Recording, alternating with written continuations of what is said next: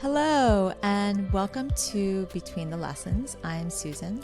And I'm Kavan. And today we are talking about health and wellness, specifically for educators. Although I think it's happening obviously beyond schools, a lot of people are feeling overwhelmed. They're feeling a sense of maybe a hopelessness, a sense of despair, feeling kind of really lost and maybe a bit confused in the world that we live in. And for educators, right, we have to be there for kids every day and for families. And it's, I think, our colleagues are just feeling at times lost in it all. So we just want to give some time to talk about this because it's hard. It's hard, sometimes showing up every single day when you can't make sense of the world. Mm-hmm. And that's even like in addition to what may be going on in people's personal lives, Mm-hmm. right? So it definitely can be a lot. And so, so that's what we're talking about today. And so for you, right, as an administrator, where you're managing faculty, like, are you noticing anything, or what are you seeing? What has been your sense of things recently? Well, first, I think I want to recognize that we both teach in an urban setting that may have more liberal-leaning political views, Mm-hmm. progressive political views. So, the climate that we're talking about is what we are feeling in the communities that we serve. Mm-hmm. Certainly, there are teachers from all over the country from different, backgrounds and settings and communities that may not feel the same. But what we're talking about is, something that every educator experiences at some time in their career, Mm-hmm. no matter who's president of the United States or what's going on in the world. Yeah. Different communities are affected, by society in different ways. Mm-hmm. And that way, ever since I've started as an educator, I have always said that schools are like sponges. Mm-hmm. We absorb society's feelings and emotions and issues, Mm-hmm. whether it is nationwide, internationally, or even just locally. Mm-hmm. So even as an early educator in the classroom and now as an administrator, I am seeing the ebbs and flows. I've always seen the ebbs and flows of how a school can respond. And for me in my position, as you're going to your question, I think at this point in time, it's this numbness. Mm-hmm. This numbness as in, like, I think what you said in the introduction as like a sense of hopelessness. Yeah. Right. And like we are going through the motions and these actions. And, I see it in the eyes of my parents, of the parent community. And in our case, our parent community is directly affected by whatever governmental decisions there are, specifically more recently the furlough or the government shutdown leading to the furloughs. And, there's a lot of anxiety about, do I have a job? How am I going to provide for my family? And do we have to move? Mm-hmm. And, and whether... those are scary questions. Yeah, they're very scary questions. Scary questions.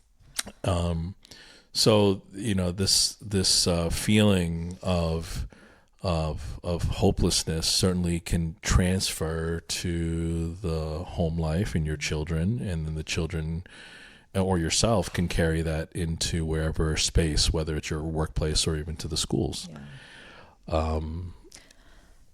Because I just want to spell it out a little bit, right? As teachers, as administrators, or people who work in schools, we show up every day for kids, Mm-hmm. and by extension for their families too. Mm-hmm. And there's something in that job where you always have to bring a sense of hope to kids. Doesn't matter how old they are, doesn't matter, like, they may feel despair, they may feel hopeful, but as the adult in a school, you feel like that's your responsibility. That is part of your job. to come to school every day and say, wow, the world sucks and the world is hopeless, does not, I just can't imagine any, teacher or administrator saying that to a child and feeling good about that. And, and we also want to be, we know it's important to be authentic in that too. And when it starts to feel really hard is when, I think we start to feel drained, because you don't want to show up every day and say things that you don't believe in. And you also know, like, oh my gosh, I'm not fully doing my job, if I can't provide hope to this kid or these kids. That is a really hard place for a teacher and I think administrator to be in. Yeah. So how would you describe, or what does burnout look for you as an educator, and possibly how has that changed since you started teaching?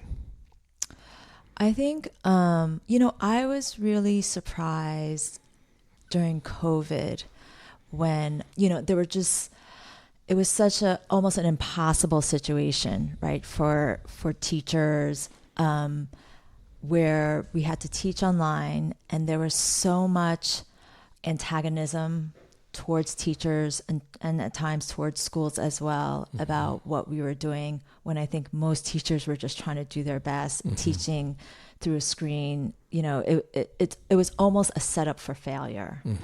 But I think at this point, thankfully we mostly pulled through, but we also know there were consequences from all of that. And where teachers were being attacked, schools were being attacked, and then you started hearing about teachers really thinking about, is this worth it? And what came about was the Great Resignation, because many felt like actually it wasn't worth it. It was the cost, the mental cost, the emotional cost was too great to bear during that time. So when I think about teacher burnout, it saddens me, because I just think it's such a great profession. I think I could cry, honestly. To dedicate your adult life to kids is, I think, so special. And I know that there are some teachers out there who, maybe they shouldn't be there. But for me, throughout my career, most of my colleagues have truly dedicated like their heart and their soul to this profession. And they show up in the most incredible and inspiring ways all the time. And to do that for kids that, they just sort of go through your classroom for 1 year and then they're gone. I can't tell you how tremendous that is. So it makes me really sad when I think about teachers burning out. Because I do think, like, this is kind of going like soapboxy, but like as a society, as a culture, even like as a country, we need teachers so badly. These kids show up to school every day and they're looking for connection from teachers. They're looking for structure from teachers. They're looking for approval from teachers. They're looking just for, like, to be seen. To be seen. And so many teachers give that to them. And so again, going back to the question about teacher burnout, I think it just makes me sad when I see, really good, well-intentioned people leave the profession. Because I think that's what they're doing. If they're not doing that, then there's this sort of, I think what comes to the surface maybe is like a cynicism, a real disgruntlement with the school, with the system, with administrators. And I can only imagine what they are experiencing when they leave the building and go home, because it must be, that's where I'm sure that a lot of teachers are really suffering, alone in their thoughts after the school day, where they probably gave, whatever last drops of themselves they could. And then they go home and they're probably just really kind of alone and sad and isolated. And that just, it's heartbreaking, because again, they're giving themselves to kids, You know, that's what the profession calls for in so many ways. I don't know. I'm not sure if I fully answered No, the question. I'm thinking it from. It has how it has changed is I hear more about it than I used to. It is much more of a thing than it used to be, and it really. That's why I brought up COVID. It really surfaced in a very like tangible way, in a very palpable way that I had never seen prior to COVID. And I don't know that volume has turned down since then. I agree. Yeah. And I was just saying that I certainly connect with you, what you're saying as a former classroom teacher.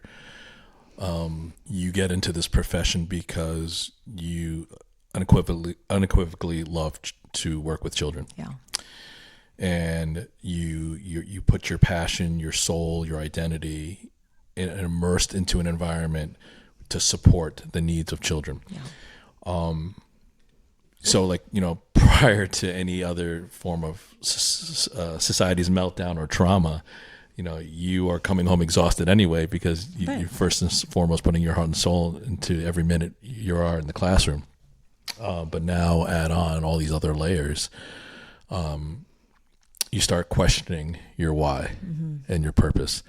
And it as even as a colleague of a classroom teacher or now as an administrator, it does break my heart when I see these passionate professionals no longer have the capacity, flexibility, patience, and time for their children. And that's the sign of burnout. And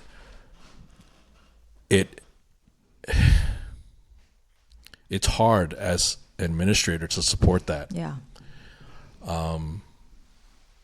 Because they're telling their truth. Yeah. And there's times where I just want to say, suck it up. But there's other times when I'm like, holy crap, you're going through a lot. Yeah.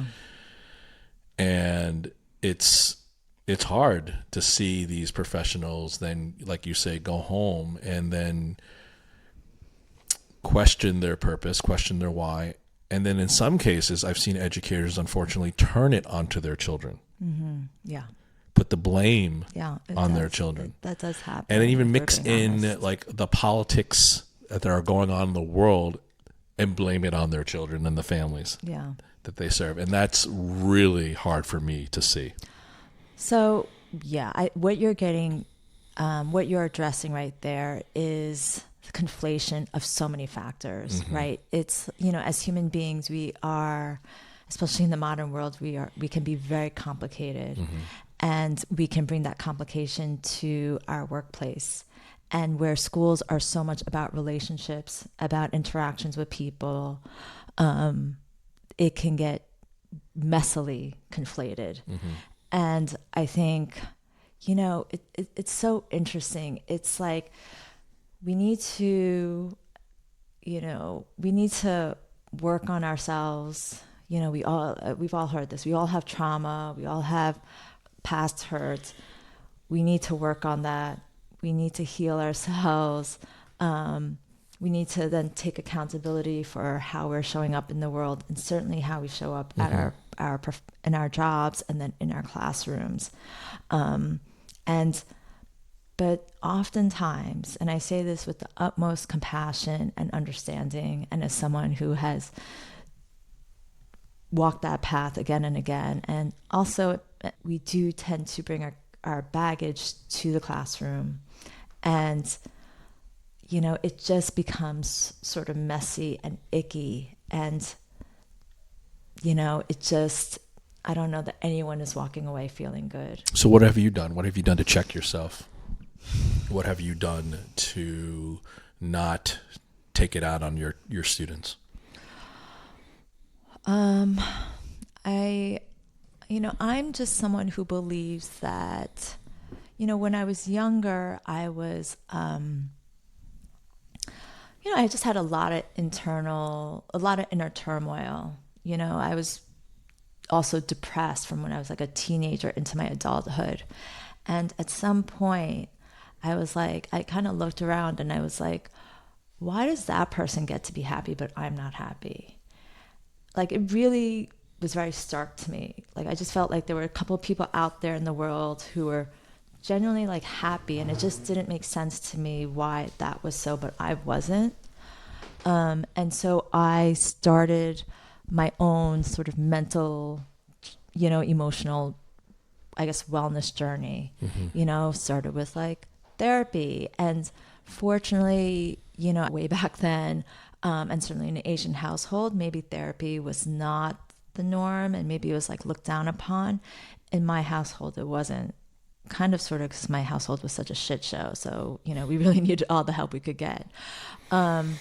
So therapy was just something I knew was out there. So when I was ready to, take those steps to really figure myself out, I started therapy. Then I started like practicing yoga and working out, and just those steps. So that has just been my journey, like as from when I was in my 20s. So so well into and then going into my adulthood. And then I think I just think that that's so important. So as I've continued on that journey of just healing myself, healing my traumas, healing, the past, I can sort of open up space in myself and then have moments, something you stress a lot as we've talked, on reflection. What is going on? What am I bringing? What am I projecting? Why do I not feel good? I am the adult, so I have to take ownership over this dynamic with a child at the end of the day. That, like, I do believe that, like, I am responsible for the dynamic with the child. It's different when it's with when it's with an adult, but with a child, most of most of it's going to land on me. I don't know if all people believe that. So I do my own internal work, do my own individual work on my own healing. And then I have reflection. And I also and I also believe in some of that professional responsibility. So I would say those three are always at play. And I think 20 years into my teaching now, I would say it's working. 20 years in, I mean, I had definitely a few years there where I was like, gosh, I just don't want to do this anymore. It's like hard, and it wasn't feeling fulfilling. It wasn't feeling satisfying. It was feeling draining more than anything else. And all teachers know this, administrators know this also. We are not just teachers anymore. We are therapists, we are parents, we are best friends, we are advocates, we are food providers, clothing providers. There's just so many roles that are intellectually and emotionally demanding when you walk onto campus every single day. So, so you kind of have to in some way take care of yourself. We're professional caregivers. Absolutely. Yeah, exactly. What about you? What do you? I just listened to you actually, like, just reminded me of my journey. And like, as I think about how, I mentioned before how I saw this numbness or hopelessness in the eyes of the parents that I serve. I'm not feeling, I think I'm more tired because I am that sponge for a lot of people in my building. And that's the culture I've created, though, for myself. And I'm also a person that absorbs emotions as well. I think at this age or time period in my life, I've learned not to take those emotions personally. And also have created boundaries for myself, healthy boundaries for myself, so in order for me to recharge and show up every day. Right. I think that the big difference between now and COVID, like, I was living in that helplessness and fear and anxiety along with everyone else, and I was in that hole with everyone. Now I'm standing in the hole with everyone, and I know how to get out. And I think about my journey, when I began as an educator in my early 20s. It's just like maturity. Like in your 20s, I felt invincible, and whatever that was coming at me from my students, change the world. Exactly. I'm changing the world. I'm helping everyone out. I still feel that way too, and I still want to instill that in my students. But whatever was coming at me, I mean, like when I first started teaching, just a few years in, 9/11 happened, right? And that was like something that shocked the world. Yeah. The world. Yeah. I tell my students it changed America. Right. Actually, no, the very first thing that, like, it was something my first or second year teaching was Columbine. Oh, wow. The first school shooting. Wow. Right? Major mass shooting. Yeah. Then I had 9/11. So there's always going to be something that happens in the world, whether it's war or famine, or genocide. And you are the front lines every day, and the kids come with questions. Right? And the kids come with their emotions. And sometimes, or the majority of the times, they come with their emotions from their parents as well. Yeah. And they just are looking for clarity, looking for space to express their ideas, their emotions, right? And like the number one thing they tell us, all mental health professionals tell teachers when in moments of crisis and trauma, the best thing for students is routine. Okay. Right. So it helps normalize, like, what do they feel safe with? Yeah. Like their normal routine. Right. Yeah. So, for me, throughout this journey in education and dealing with the ebb and flow of a school year, dealing with the ebbs and flows of society and how we absorb society's, issues and trauma, I've learned as an educator to create a culture that provides space for those who need it, but also routine and normalcy and consistency for everyone else. I could see that. I could see why that's so important for a sense of safety, because the world feels uncontrollable. Correct. Unsafe. Correct. And so, but here, I can count on this. Right. This is still solid for me. And what's carried me over from like being in that hole and staying in that hole with everyone else is, I maybe because it's like, my heritage as like the eternal pessimist, the heaviness of the shame coat that I wear, that my mom has put on me. Yeah. Oh God, that's another episode. Anyway, I think that the thing that's really helped me get out is like for the one or two things that are taking a lot of my mental time that is like would be considered a burden. I don't allow it to burn me out because I then start thinking about all the other things that are good. And try it seriously. Like I dare you, or I encourage you to try it next time that you're feeling really shitty.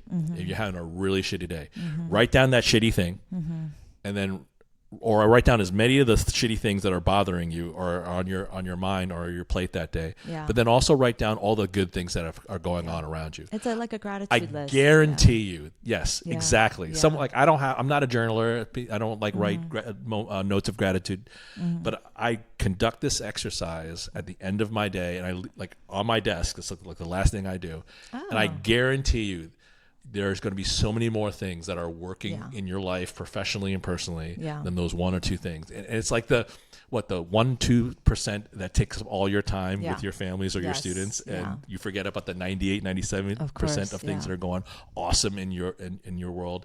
So I just put that pen to paper, that practice, that thinking, and it's really helped me get through the burnout. They're actually, I was reading something from an article from the National Organization of Independent Schools, and they actually had NAIS. That's another episode.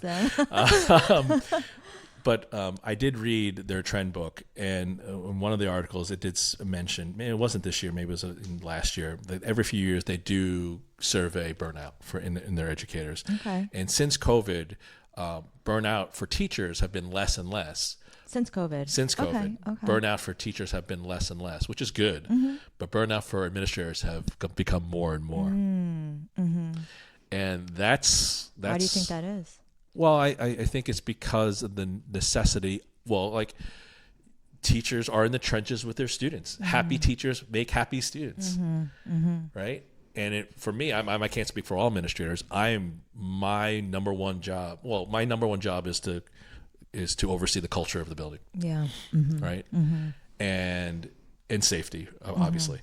But if I'm very in tune and trying to make sure of the mental health and well-being of all my teachers and my staff members in order for my students to be successful in who they need or what they need to do every single day. Yeah. So, I can see how administrators are, having a higher rate of burnout, and you can see the trend is administrators are retiring early. Yeah. Like that great resignation for educators happened during COVID or after COVID. Right. Now the great resignation for administrators is happening. Yeah, because I think, I'm at an upper school, so I think the demands, the pressures of, we talked about this, of college are really intense, which is really stressing families out. And I think, there's also a cost burden there.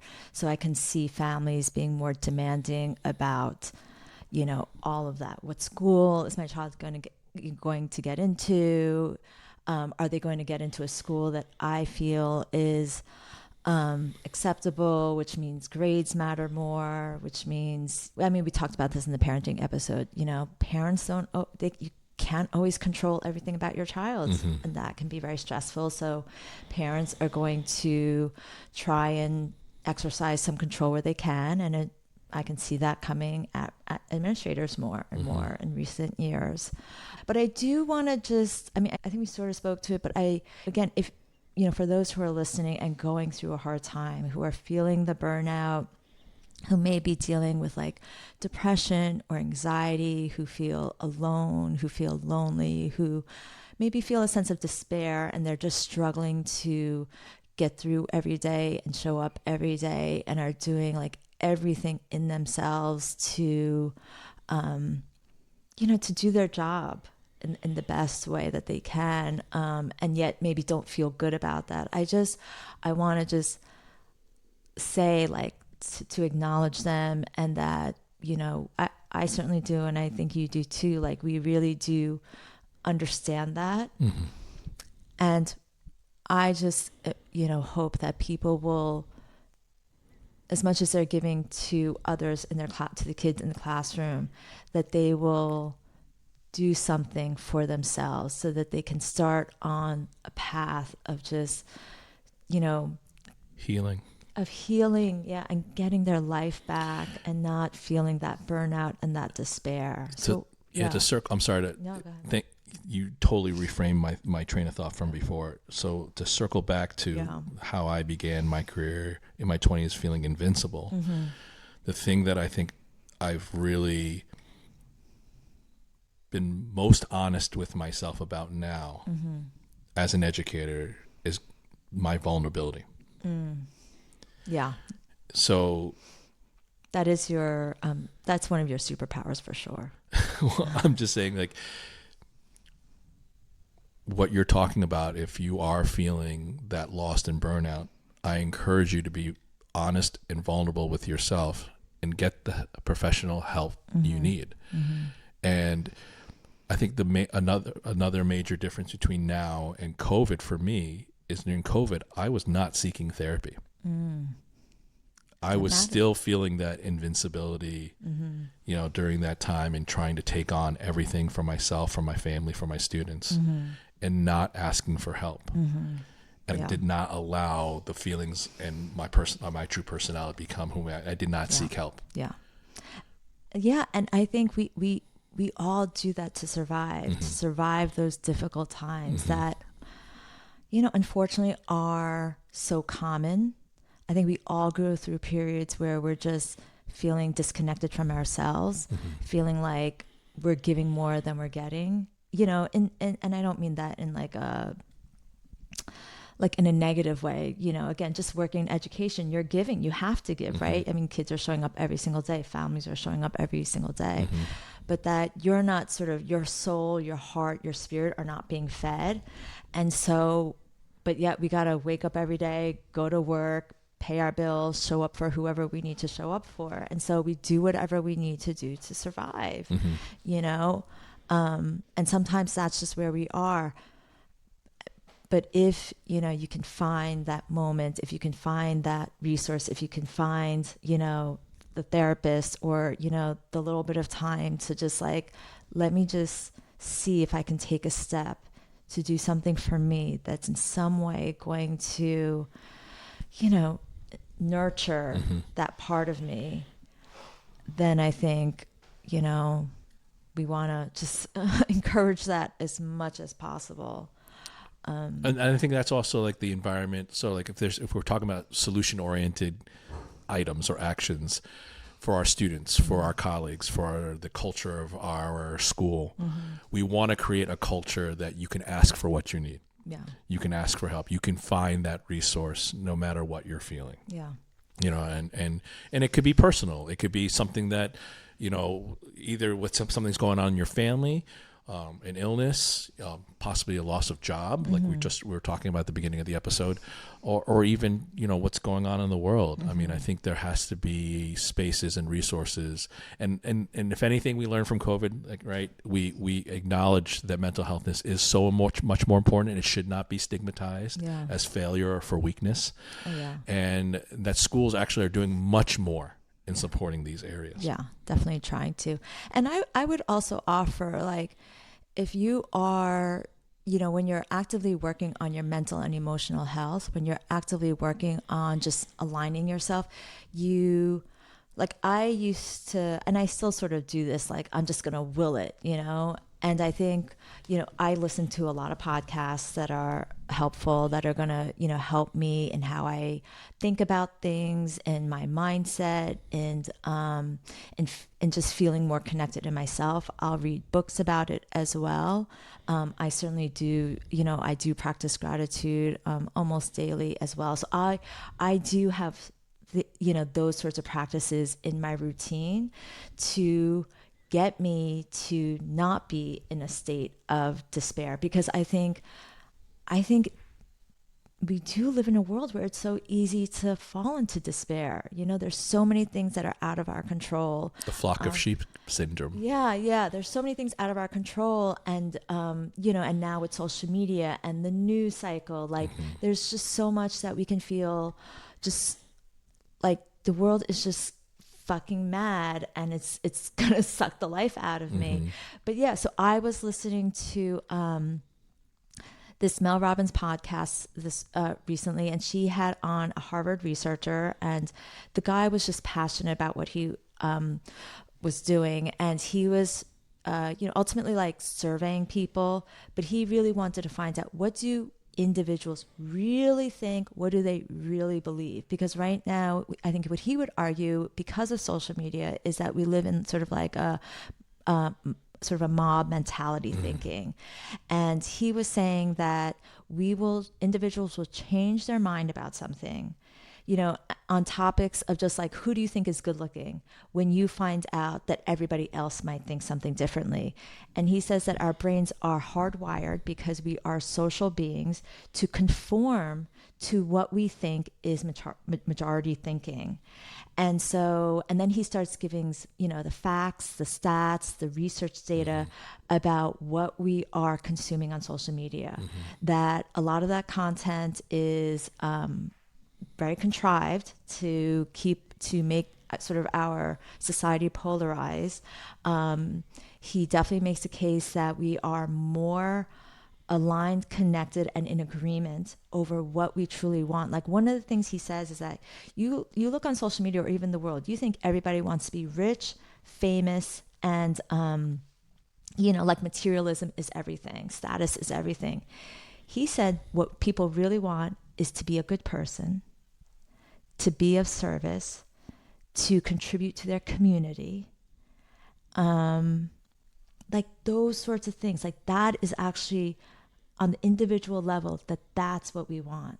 And those are the tenets, exactly what schools are created for. 1000%. So you as a teacher, as an administrator, we are the paragons of what people want. Exactly. Actually. Exactly. Right? We are all about community. We are all about a greater good. We Amen. are all about, like, trying to show up in our goodness and in our integrity, and trying to promote that and continue that in society for a greater good for society. Generation. Absolutely. I mean, Preach. It was, everyone should go listen to this episode. It was really heartening and inspiring and like validating as well. And it really spoke to me as a teacher and someone who works in schools of just like, this is why this profession feels so good, because it is speaking to something that is very deep in me as a human being who lives on a planet with other human beings, right? I am in my, this is going to sound really like kind of corny, but like I am literally in my power, and and so is every other teacher and educator, and that is something that we should be so incredibly proud of. But yet we think, oh my gosh, like the world is just crazy, just gone to shit. So yeah, so it was great to hear that. Wow. No, that's I have not heard it, but I'm definitely going to thank you for that endorsement. Yeah, definitely. I really think everyone should take a listen. So, and even just like bots, the information that bots are putting out there, right? And the bots are not coming from the United States. The bots are coming from other countries to polarize and divide us in this country. I mean, you're now even saying that this is another level or another conversation of how important our jobs are as educators to make sure that we, in the world of polarization, in the world of AI, that we need to desperately create a society of free thinkers. Yeah, absolutely. And really be mindful. And that was his other argument, to be authentic. And we know that word is, it's like at times overused. You really want to be as authentic as you can. I would also say about that, I think sometimes, listen, if I'm like fucking angry, that's being authentic, but I don't know that that's really what I want to bring to certain spaces. So I think it's also being mindful in that way also, of having an awareness of oneself too. But yeah, like, what do I really believe? What is really true for me, and then being aware of like, wow, where am I feeling sort of the influence of others? So definitely food for thought. I mean, it sounds like, how we began this episode is talking about burnout. We became educators because we wanted to help change the world. And philosophically, I still believe that we can still do that for our children, our society, and help them create that society. But burnout is real. Taking care of yourself is important. It is. Acknowledging that you need help is important. Yeah.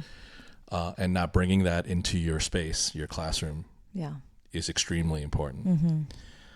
I certainly am not a mental health expert or professional. What we've shared today is certainly based off our experience and in the communities we serve, or the communities we have served in, and we've learned from those experiences. Maybe it's a good idea that we bring in someone that actually has a degree in this stuff. Huh? I think that's a great idea for our audience, because I think it's certainly an ongoing conversation, right? The world is not going to change tomorrow. No. And it's a learning and it's a practice. So I think that would be fantastic if we found someone who can talk about this. Absolutely. Had some letters behind their name, so went through a little bit of extra schooling for it. I mean, in order to preserve that, ideology of like, helping create another or support a more free thinking society of, of democratic citizens, educated democratic citizens, I think it's important that teachers take care of themselves. So that's an idea. That's another episode. I hear that. All right. Absolutely. All right. Good talk. Good chat. All right. Great. Thank you. See you. Take care. Bye.